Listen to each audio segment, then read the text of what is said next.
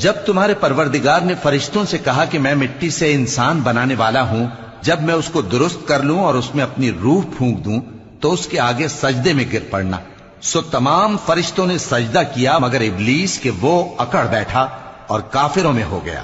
اللہ نے فرمایا کہ اے ابلیس، جس شخص کو میں نے اپنے ہاتھوں سے بنایا اس کے آگے سجدہ کرنے سے تجھے کس چیز نے منع کیا؟ کیا تو غرور میں آ گیا یا اونچے درجے والوں میں تھا؟ بولا کہ میں اس سے بہتر ہوں کہ تو نے مجھ کو آگ سے پیدا کیا اور اسے مٹی سے بنایا۔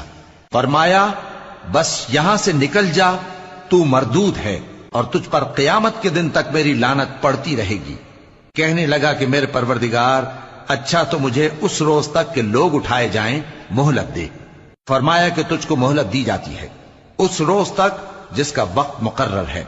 کہنے لگا کہ مجھے تیری عزت کی قسم، میں ان سب کو بہکاتا رہوں گا سوائے ان کے جو تیرے چنے ہوئے بندے ہیں۔ فرمایا ٹھیک ہے، اور میں ٹھیک ہی کہتا ہوں کہ میں تجھ سے اور جو ان میں سے تیری پیروی کریں گے سب سے جہنم کو بھر دوں گا۔